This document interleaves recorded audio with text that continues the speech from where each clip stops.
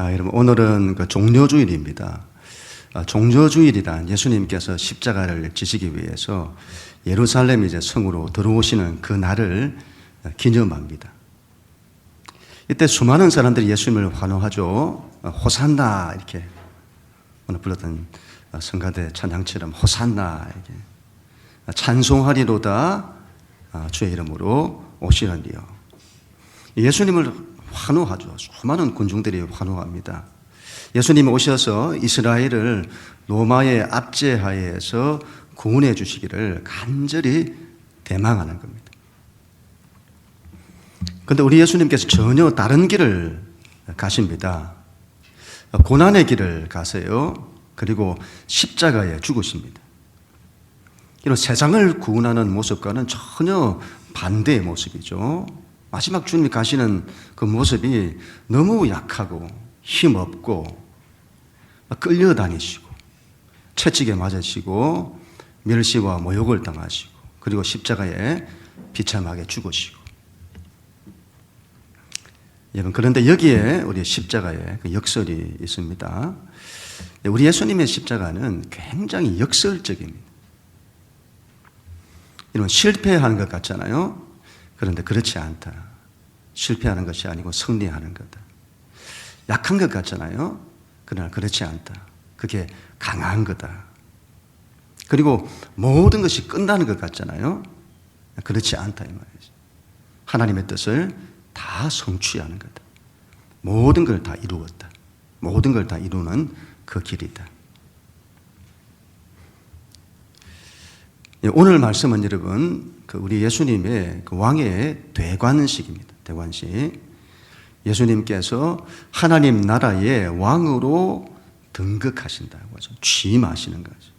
그래서 그분의 머리에 왕관을 씌우시고 그분에게 홍보를 입히시고 예수님께서 높은 곳에 서시는, 높은 보좌 위에 서시는 모습입니다. 근데 여러분, 세상 나라 편에서 바라보면 정반대죠. 이게 왕이 뭡니까? 죄인이고 반역자이고 흉악범이고 심판받아 죽는 모습이죠. 그런데 하나님 나라의 편에서 바라보면 그분이 왕이 되시는 사건입니다. 이 역설을 가지고 있죠. 두 가지 면이 다 있습니다. 세상에서 바라볼 때의 주님의 모습과 하나님 편에서, 하나님 나라에서 바라보는 주님의 모습이 완전히 다른 거죠. 오늘 우리가 이 점을 좀 나누도록 하겠습니다. 먼저 16절, 17절 같이 읽습니다. 시작.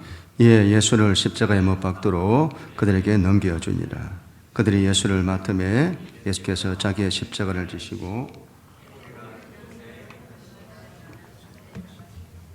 아멘. 우리 예수님의 십자가 사건은 당시 로마 황제를 대리하는 총독 빌라도와 예수님을 반대하는 이 대적들에 의해서 이 사건 전체가 다 주도되는 것처럼 보입니다. 그래서 빌라도가 이름 넘겨주니라 이렇게 말해요. 16절에서 빌라도가 넘겨주니라. 그리고 그 대적들이 넘겨받은 예수를 맡음에 이렇게 말하고 있습니다. 그래서 이 사건이 그들에 의해서 주도되는 것처럼 보이잖아요. 그런데 오늘 이렇게 말씀합니다.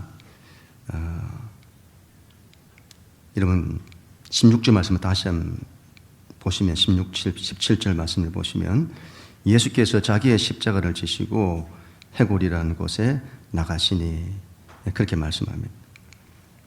우리말로 번역되는 것으로는 이 부분이 잘 나타나 있지 않지만 헬라어로 보면 이 부분이 분명히 드러납니다.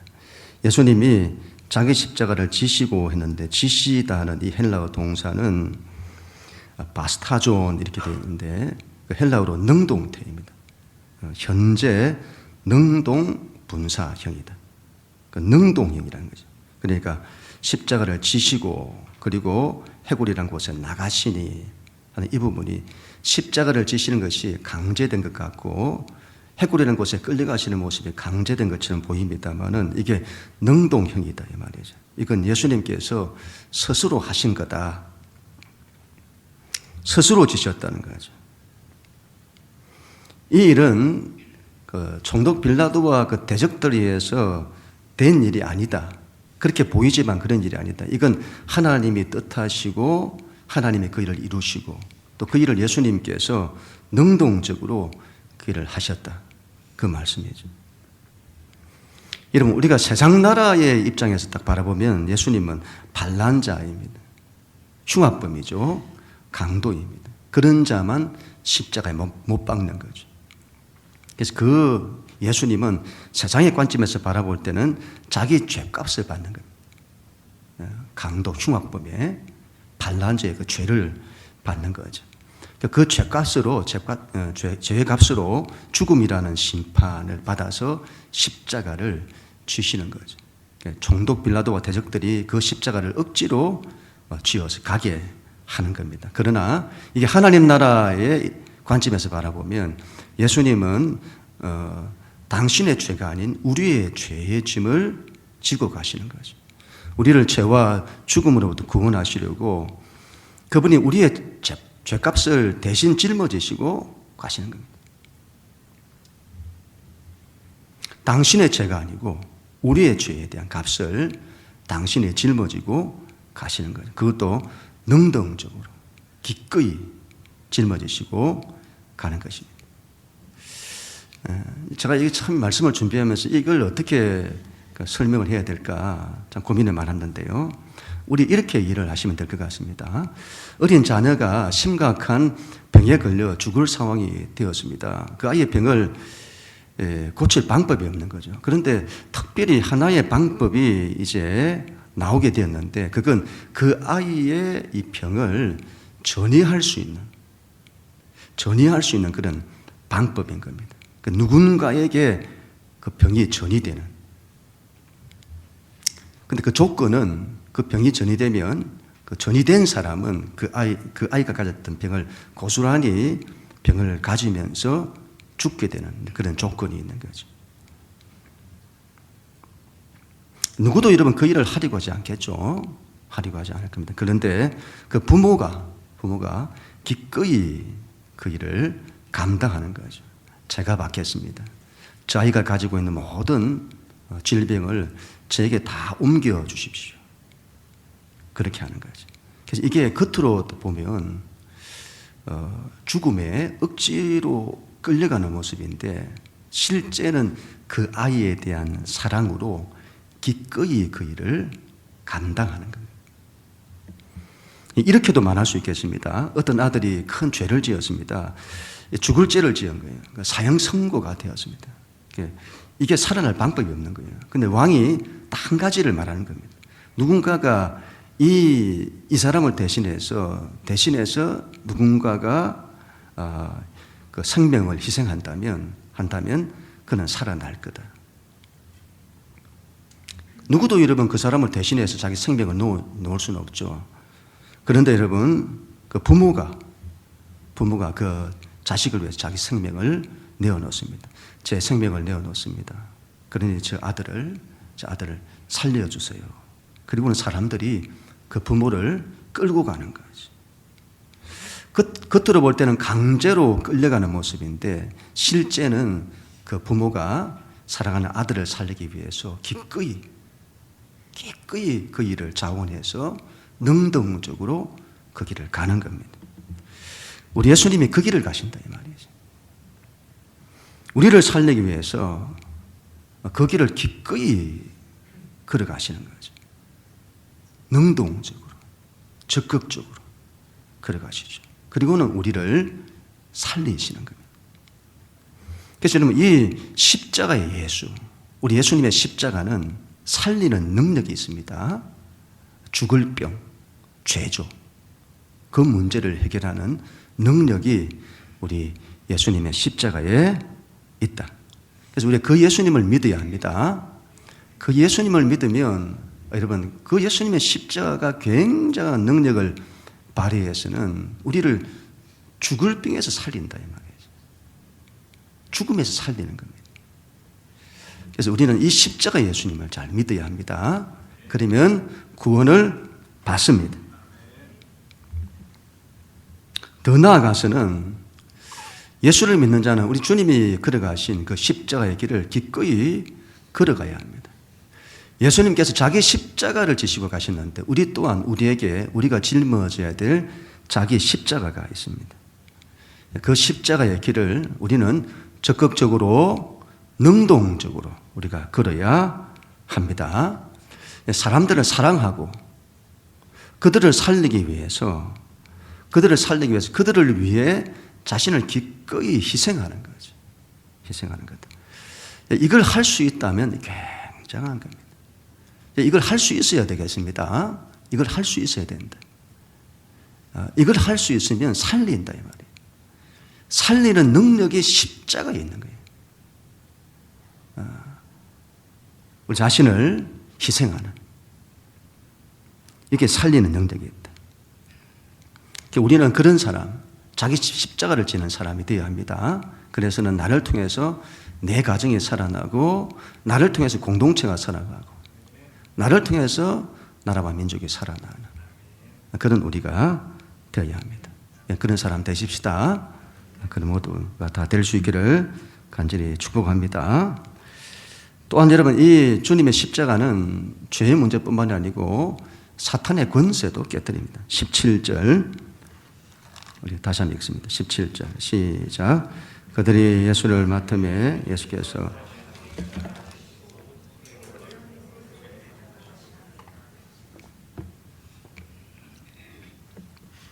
예수님이 십자가에 달리시는데 십자가에 달린 그 장소, 그곳이 어디냐 할 때 골고다라는 곳입니다.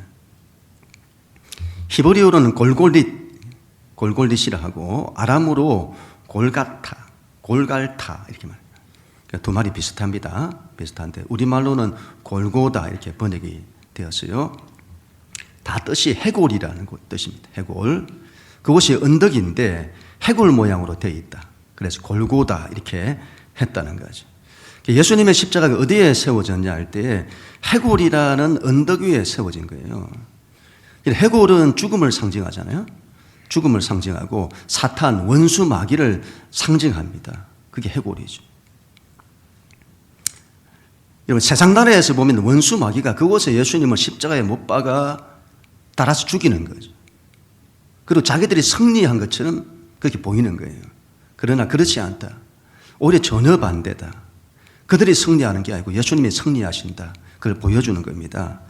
예수님의 십자가가 해골이라는 언덕에 박혔다고 하는 것은 정말 중요한 하나님의 약속의 성취를 보여줍니다. 첫사람 아담과 하와가 범죄했을 때에 그때 하나님께서 그들에게 하나님의 구원을 약속을 하십니다. 이걸 창세기 3장에 등장하는데 이 말씀을 원시복음이다 이렇게 말해요. 성경에서 제일 처음으로 죄를 범한 인간에 대한 하나님의 구원이 약속되어 있는 바로 그 말씀이죠. 그게 그 창세기 3장 15절 말씀인데 우리 같이 한번 읽습니다. 시작. 내가 너로 여자와 원수가 되게 하고 내 후손도 여자의 후손과 원수가 되게 하리니 여자의 후손은 내 머리를 상하게 할 것이요 너는 그의 발꿈치를 상하게 할 것이리라 하시고. 아멘. 여자의 후손을 말해요. 여자의 후손을 약속하죠. 그 예수님을 말하죠. 구원자, 메시아를 말합니다. 그리고 너는 할 때 이 너는 원수 마귀를 말하죠. 그래서 이 둘은 원수지간이다. 원수다.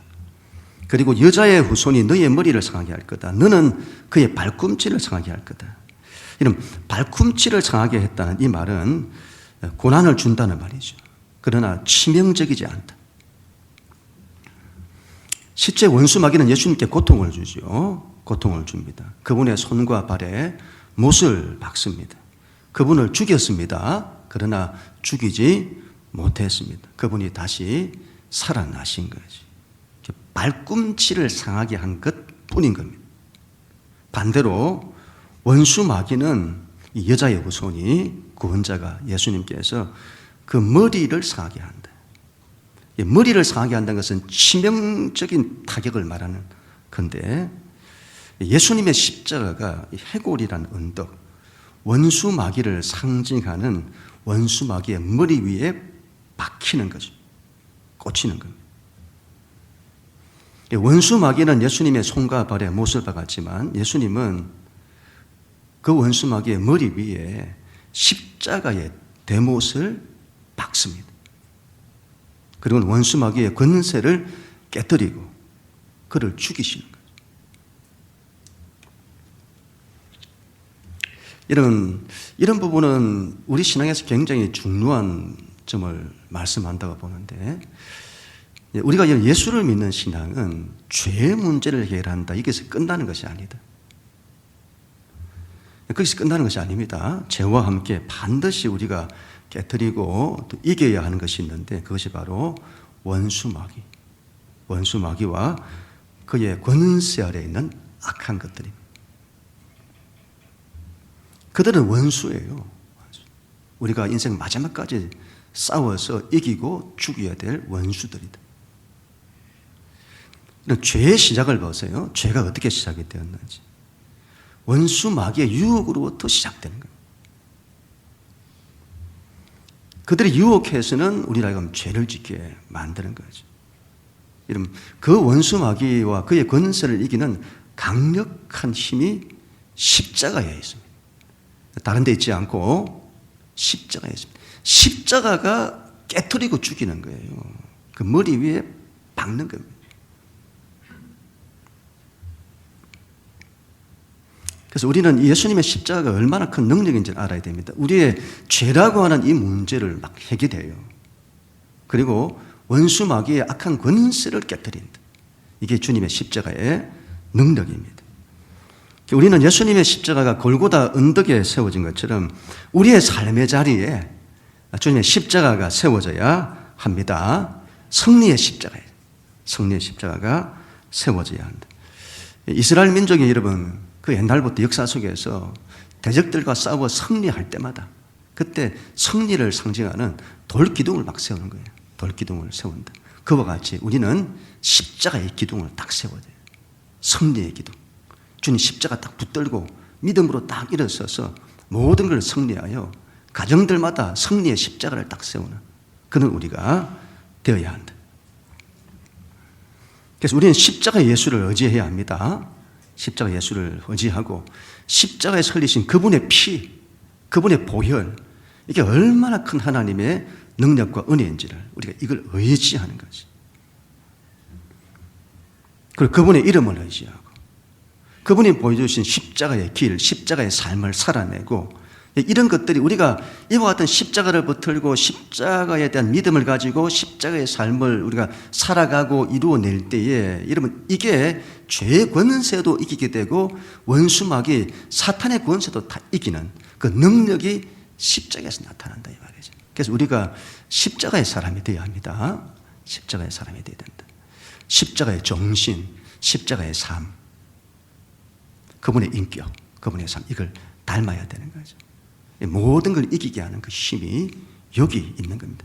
약한 것이 아니다 이 말이죠. 하나님 나라에서 바라볼 때는 가장 강한 거다. 우리 삶의 어둠을 다 깨뜨립니다. 어둠을 다 몰아낸다. 그리고 빛을 밝혀주시는 것이죠. 생명으로 함께 하십니다. 살게 하시는 거예요. 그런 우리 모두가 다 될 수 있기를 간절히 축복합니다. 그리고 우리 하나님께서는 그 십자가를 지는 자, 자기 십자가를 지는 자, 그런 자들을 높이시고 그런 사람을 영광스럽게 하세요. 18절 하나님 말씀 같이 읽습니다. 18절 시작. 그들이 거기서 예수를 십자가에 못 박을새 다른 두 사람도 그와 함께 좌우편에 못 박으니 예수는 그 가운데 있더라. 아멘. 예수님이 십자가에 못 박히신 모습을 보세요. 나무에 따라서 높이 들리는 겁니다. 그리고 예수님만이 달리신 것이 아니에요. 예수님 좌우편에 강도들이 함께 달렸습니다. 예수님이 가운데 있고 좌우편에 두 강도가 있는 거죠. 이게 여러분, 예수님이 가운데 있다고 하는 것은 그 예수님이 우두머리다 이거 말이에요. 우두머리다. 세상 나라에서 보면 예수님은 강도들의 우두머리, 그렇게 취급을 받으신 거예요. 세상 나라를 전복시키려고 한 반란자, 흉악범, 강도로 취급받으신 거예요. 그런데 여러분, 하나님 나라에 우리가 편에서 바라보면 이건 예수님께서 왕이 되시고 예수님이 높이 들리셔서 왕이 되시고 그 옆에 예수님이 정중앙에, 그리고 그 옆에 마치 여러분 옛날에 왕들을 보면 왕이 딱 보좌에 앉고 양편에 좌우편에 이제 왕과 함께 어떤 그런 그 권력을 가진 이런 사람의 좌우편에 딱 포진하잖아요. 그런 모습인 거죠. 그런 모습. 우리 예수님이 가장 높은 곳에 계시고 좌우편에, 그 좌우편에 누가 있냐 이 말이죠. 우리 예수님이 하나님 나라 편에서는 이 십자가의 예수가 가장 높고 영광스러운 모습인데 왕이 되시는 그 자리에 딱 서신 건데 그 좌우편에 누가 있냐 이 말이죠. 여러분, 이전에 제자들이 물었습니다. 하나님 나라에서 누가 높냐? 하나님 나라에서 누가 높습니까? 누가 주님의 좌측에 있고 우측에 있습니까? 마치 여러분 좌의정 우의정처럼 누가 좌에 있냐 위에 있냐. 그런데 관심이 있었죠. 오늘 거기에 대한 답을 보여주는, 하나님 나라에서 누가 높으냐, 누가 예수님의 좌우편에 있냐, 바로 십자가를 지은 자들이 있다.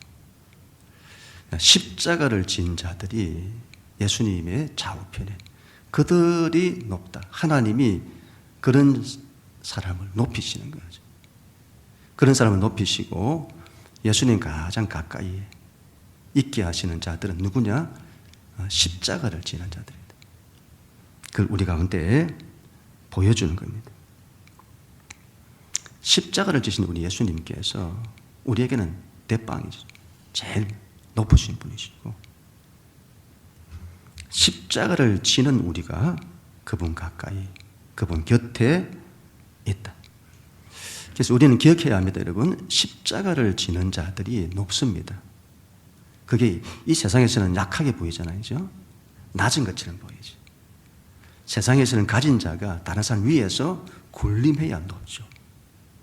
그러나 이 세상에서 바라볼 때는 이 믿는 자가 십자가의 삶을 살아낼 때 낮은 곳에서 그들을 섬기고 위해주고, 이걸 약하게 보죠. 여러분, 그건 약한 게 아닌 겁니다.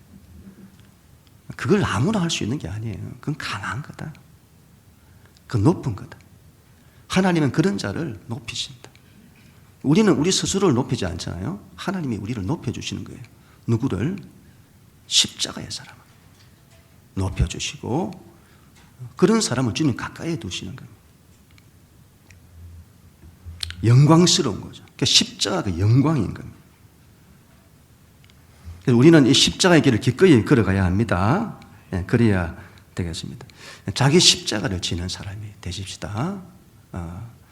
십자가를 너무 여러분 우리가 힘들다 이런 걸만 보지 마시고, 이게 얼마나 큰 하나님의 은혜고 하나님의 능력이고 얼마나 큰 영광이냐, 이걸 꼭 기억을 하고 이 십자가의 길을 적극적으로 붙들고 그 길을 가려고 하는 그런 사람이 되어야 합니다. 이런 그런 거룩한 열망이 있어야 합니다. 하나님은 그런 사람을 쓰세요. 주변에 쭉 보면요, 이 믿음의 사람 가운데 누굴 쓰시냐 할 때 그러면 십자가를 지는 사람입니다. 늘 자기를 낮추고 버릴 줄 알고 섬기고 위하고 희생할 줄 알고 그들을 쓰세요. 그들을 통해서 막 사람들이 살아나고 일어서고 회복되고 이런 일들이 일어나는 겁니다. 이거 없이 여러분 생명의 역사는 일어나지 않는 거예요. 구원의 유일한 길이 십자가에 있는 겁니다. 이걸 반드시 우리가 기억해야 되겠습니다. 그리고 우리가 여러분 마지막으로 그 십자가의 예수의 통치를, 그분이 우리의 왕이신데 우리가 그분의 통치를 받을 때에 우리가 천국을 산다. 그분의 통치 속에서. 마지막으로 19절 20절 같이 읽습니다. 시작. 빌라도가 패를 써서 십자가에 붙이니 나사렛 예수 유대인의 왕이라 기록되었더라. 예수께서 못 박히신 곳이 성에서 가까운 거로 많은 유대인이 이 펜을 읽는데 히브리와 로마와 헬라말로 기록되었더라. 아멘. 십자가에 달린 자에게는 그 머리 위에 명패를 달아요. 죄패인데 그 죄패에는 그 사람의 출신, 이름, 죄명 이런 것들이 적히게 되는 겁니다. 예수님께는 이렇게 적었습니다. 출신은 나사렛, 나사렛 예수, 이름은 예수, 그래서 나사렛 예수, 죄명은 유대인의 왕, 반란자라는 이 말이죠. 자칭 유대인의 왕이라 썼어야 했는데 그렇게 못했습니다. 하나님의 뜻이 있었죠. 그리고 그 예수님의 그 죄패, 명패가 히브리어, 로마어, 헬라어로 다 기록이 되었습니다. 온 세상 모든 사람이, 온 세상에서 그곳에 유월절을 지키기 위해서 왔던 사람들이 다 볼 수 있도록, 온 세상 사람들이 다 알 수 있게 온 세상에 선포한 거죠. 세상 나라에서 입장에서 바라보면 예수가 반란자, 강도라는 것을 온 세상에 알린 겁니다. 그런데 여러분, 하나님 나라 입장에서 보면 예수님이 유대인의 왕, 구원자, 왕이다 이 말이죠. 그리고 그 예수님이 드디어 하나님 나라의 왕이 되시는데 그분의 왕되심이 온 세상에 선포된 것입니다. 십자가의 예수가 하나님 나라의 왕이다. 그 십자가의 예수가 만왕의 왕이고 만주의 주다. 그리고 온 세상과 오고는 모든 세상과 역사의 주권자, 통치자, 왕이시다. 이걸 하나님이 온 세상에다가 선포하신 것입니다. 다른 왕이 아닙니다. 십자가의 예수. 그가 왕이다. 그가 가장 높다. 그가 가장 영광스럽다. 여러분, 지금 나라를 보세요.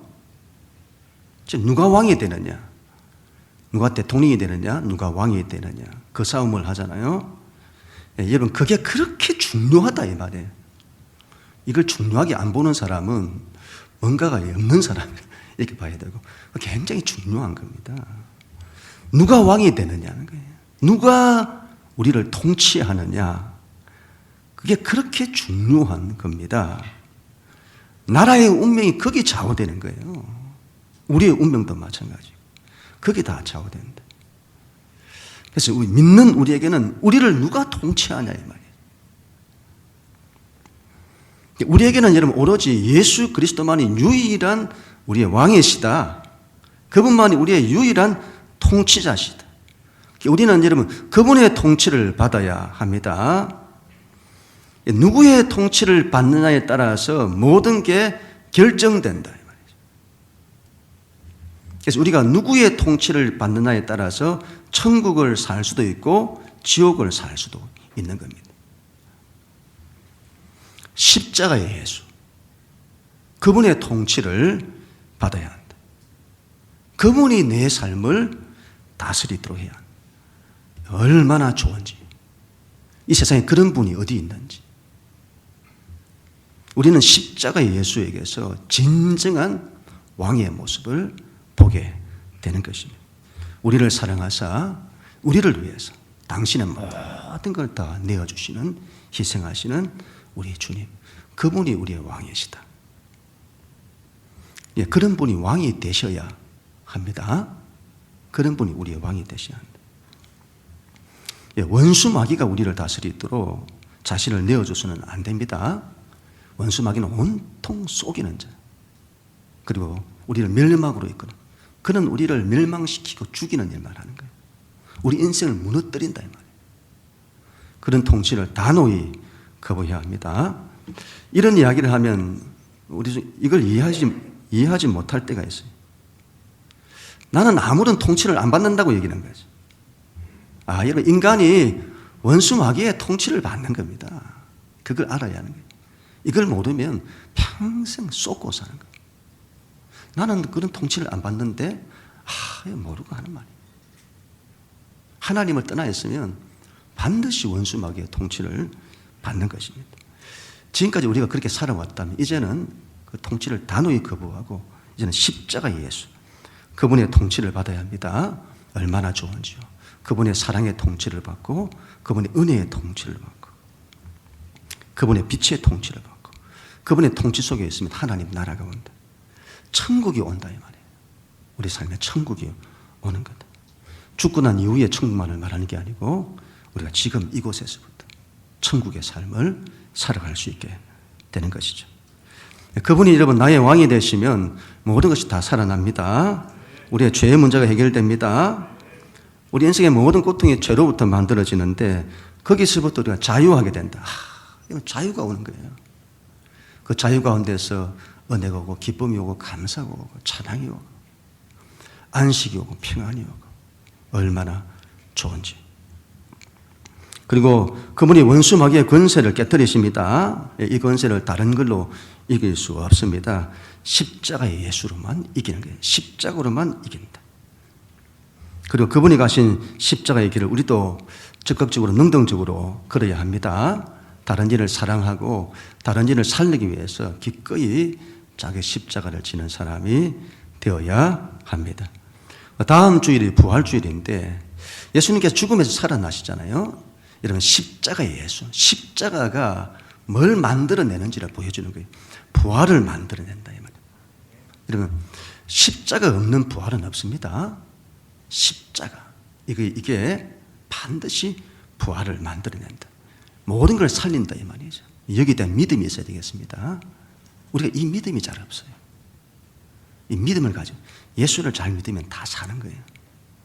이 믿음을 가지고 십자가 예수를 더 사랑하고 더 의지하고 그렇게 살아야 합니다. 오늘 우리가 성찬식이 있는데 우리 십자가 예수, 그 주님과 우리가 연합합니다. 이제는 내 안에 내가 사는 것이 아니고 주님이 사시는 겁니다. 그분과 우리가 연합하십시다. 성찬할 때 우리가 그분의 살이 내 살이 되고 그분의 피가 내 피가 되고, 그래서 그분의 사랑이 내 사랑이 되고 그분의 마음이, 그분의 심장이 내 심장이 되어지고, 그래서는 그분 안에서 우리가 살 수 있도록 그렇게 우리가 간절히 소원하시면서 그분과 연합하십시다. 그럼 오늘 귀한 한 날 또 우리 모두가 다 될 수 있기를 주님 이름으로 간절히 축원합니다.